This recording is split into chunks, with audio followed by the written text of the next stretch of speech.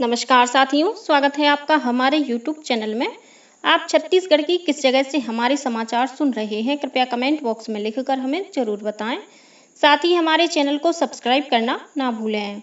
रायपुर से प्रस्तुत हैं छत्तीसगढ़ के प्रादेशिक समाचारों के साथ में रजनी शुक्ला। पहले मुख्य समाचार।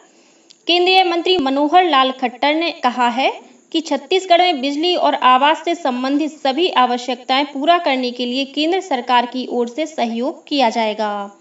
सर्वोच्च न्यायालय ने कल एक फैसले में कहा कि मुस्लिम महिला को अपने पति से गुजारा भत्ता पाने का अधिकार है। रायपुर में कल आयोजित की गई भाजपा प्रदेश कार्य समिति की बैठक।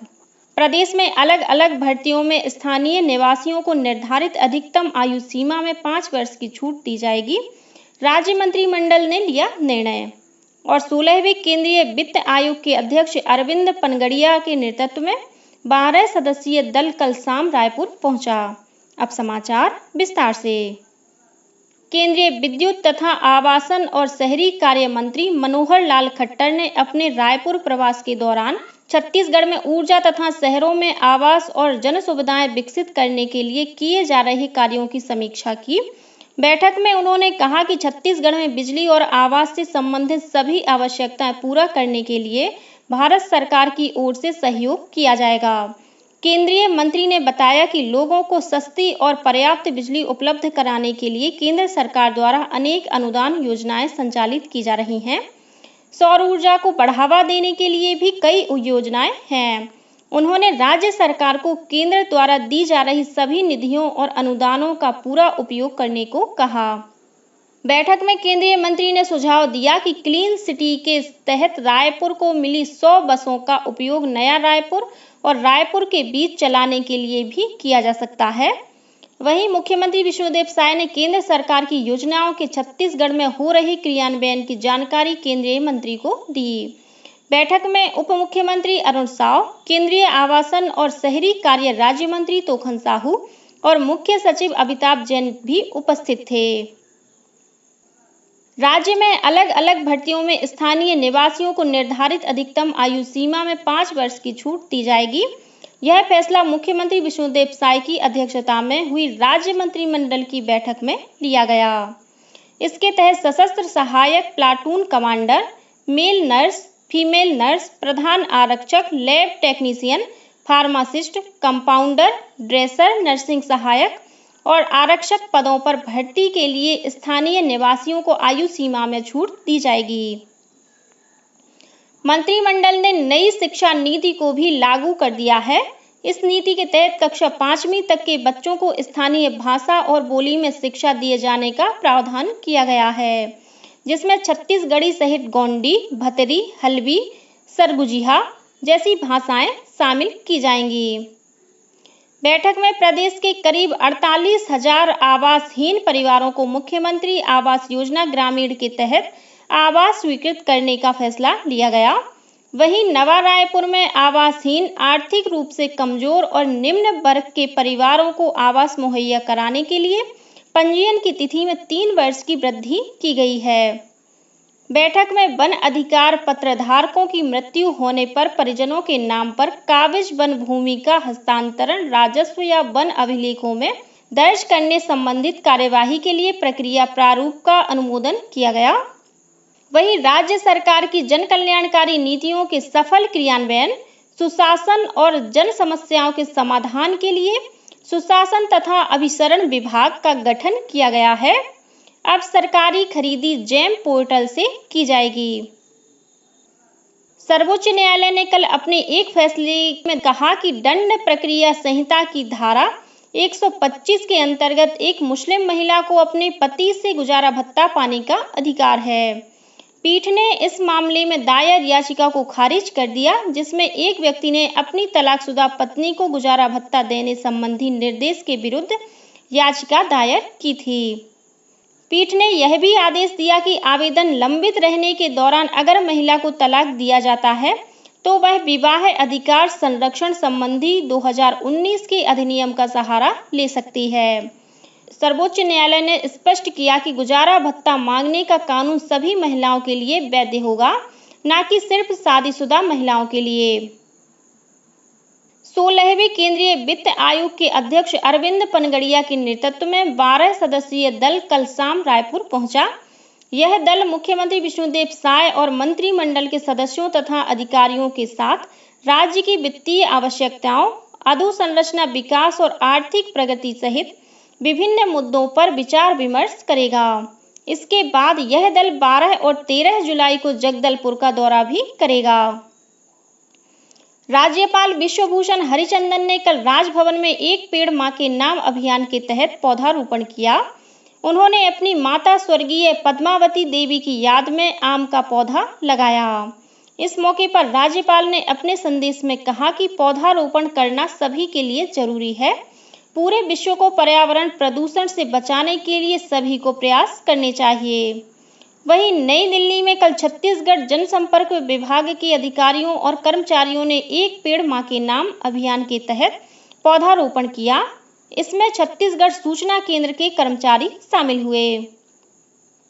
इस बीच राज्य शासन के जनसंपर्क संचालनालय द्वारा इस अभियान के व्यापक प्रचार प्रसार के लिए सोशल मीडिया पर एक पेड़ मां के नाम का प्रोफाइल पिक्चर फ्रेम अभियान शुरू किया गया है। इस प्रोफाइल पिक्चर में लोग अपने घर, आंगन और खेत में अपनी मां के साथ या मां की स्मृति में पौधा लगाते हुए अपनी तस्वीर लगा सकते हैं। गौरतलब है कि प्रधानमंत्री नरेंद्र मोदी ने पर्यावरण दिवस के अवसर पर पूरे देश में एक पेड़ मां के नाम अभियान की शुरुआत की है। नीति आयोग द्वारा अपेक्षाकृत पिछड़े और दूर दराज क्षेत्रों के विकास में तेजी लाने के लिए देश भर में आकांक्षी जिलों और विकास खंडों में संपूर्णता अभियान शुरू किया गया है। इसी कड़ी में कोंडागांव जिले के माकड़ी विकास खंड के बागबेड़ा, मगेदा, पीढ़ापाल, बालौद और उरीद गांव में जन जागरूकता के लिए स्कूली बच्चों ने रैली निकाली। माकड़ी विकासखंड में आज से सभी 67 ग्राम पंचायतों में विभिन्न विभागों के शिविर आयोजित किए जाएंगे। केंद्रीय माध्यमिक शिक्षा बोर्ड सीबीएसई ने स्पष्ट किया है कि मौजूदा पाठ्य पुस्तकों में बदलाव केवल कक्षा तीसरी और छठवीं के लिए किया गया है, अन्य कक्षाओं के लिए नहीं। स्कूलों को निर्देश दिया गया है कि वे कक्षा तीसरी और छठवीं को छोड़कर अन्य कक्षाओं के लिए उन्हीं पाठ्य पुस्तकों का उपयोग जारी रखें, जैसा कि उन्होंने पिछले शैक्षणिक वर्ष में किया था। रायपुर स्थित पंडित दीनदयाल उपाध्याय ऑडिटोरियम में कल भारतीय जनता पार्टी की प्रदेश कार्य समिति की बैठक हुई।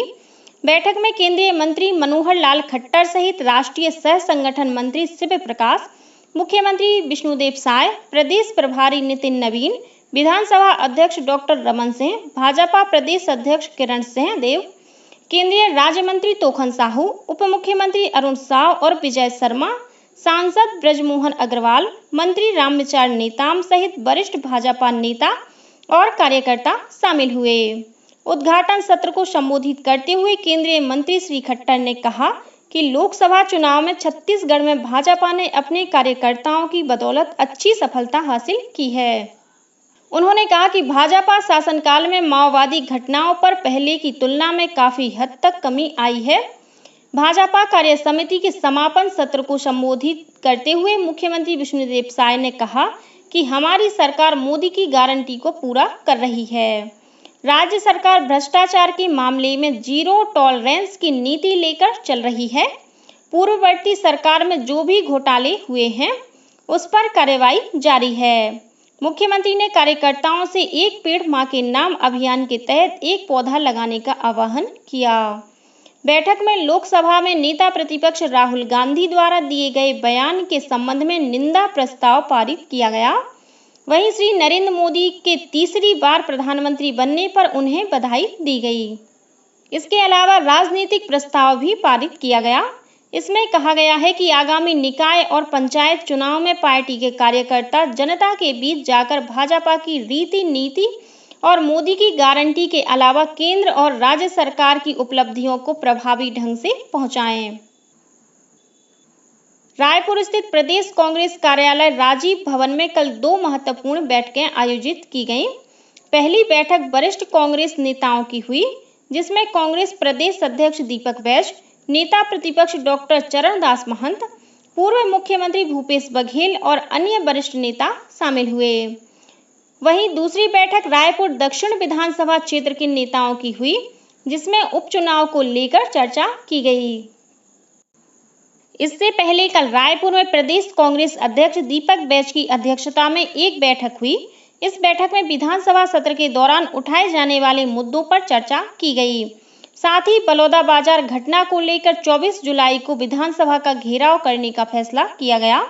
बैठक में नेता प्रतिपक्ष डॉक्टर चरणदास महंत, पूर्व मुख्यमंत्री भूपेश बघेल, सांसद ज्योत्सना महंत और फूलो देवी नेताम के साथ ही पदाधिकारी और कार्यकर्ता शामिल हुए।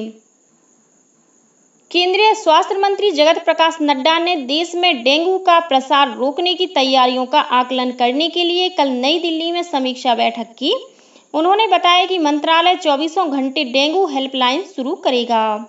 उन्होंने राज्यों से भी अगले 4-5 दिन में डेंगू हेल्पलाइन शुरू करने को कहा है। महादेव सट्टा ऐप मामले में लंबे समय से फरार आरक्षक सहदेव यादव को आर्थिक अपराध अन्वेषण ब्यूरो (EOW) ने राजनांदगांव के सोमनी क्षेत्र से गिरफ्तार किया है। EOW की टीम सहदेव यादव को रायपुर लाई है। वहीं इसी मामले में EOW ने निलंबित पुलिस अधिकारी चंद्रभूषण वर्मा के मैनेजर किशन वर्मा को भी गिरफ्तार किया है। कल आरोपी को विशेष अदालत में पेश किया गया, जहां से उसे 19 जुलाई तक के लिए न्यायिक रिमांड पर भेज दिया गया है। राज्य सरकार ने छत्तीसगढ़ के युवाओं को रोजगार हेतु सहायता प्रदान करने के लिए छत्तीसगढ़ रोजगार ऐप का शुभारंभ किया है। ऐप शुभारंभ के महज 3 माह के भीतर ही इस रोजगार ऐप को 10,000 लोगों ने डाउनलोड किया है। वहीं 1,611 लोगों ने घर बैठे पंजीयन भी कराया है। इससे युवाओं को रोजगार कार्यालयों में जाकर लंबी लंबी लाइन नहीं लगानी पड़ रही है। वहीं समय और पैसे की बचत भी हो रही है। और अब कुछ अन्य खबरें संक्षेप में। संचार मंत्रालय के अंतर्गत डाक विभाग अगले 100 दिनों में 5,000 डाक चौपालों का आयोजन करेगा। मुख्यमंत्री विष्णुदेव साय के रायपुर स्थित निवास कार्यालय में हर गुरुवार को होने वाला जनदर्शन कार्यक्रम आज 11 जुलाई को अपरिहार्य कारणों से स्थगित कर दिया गया है। कथित कोयला घोटाला मामले में जेल में बंद निलंबित IAS रानू साहू की जमानत याचिका खारिज कर दी गई है। रायपुर की विशेष अदालत ने कल इस पर अपना फैसला सुनाया। राज्य शासन के जनसंपर्क संचालनालय द्वारा न्यूज वेबसाइट, न्यूज पोर्टल्स के एम्पैनलमेंट के लिए ऑनलाइन आवेदन की तिथि 11 जुलाई से बढ़ाकर 28 जुलाई कर दी गई है। वित्त मंत्रालय ने निजी क्षेत्र के बैंकों से PM स्वनिधि, PM विश्वकर्मा और जन समर्थ पोर्टल जैसी वित्तीय समावेशन योजनाओं के तहत अधिक ऋण प्रदान करने का आग्रह किया है। इसका उद्देश्य कुशल कारीगरों और रेहड़ी पटरी वालों को अधिक रोजगार प्रदान कराना है। आयुष्मान कार्ड बनाने के लिए कोंडागांव जिले में आज 11 जुलाई को महाअभियान चलाया जाएगा। इसके तहत गांव-गांव में विशेष शिविर लगाए जाएंगे।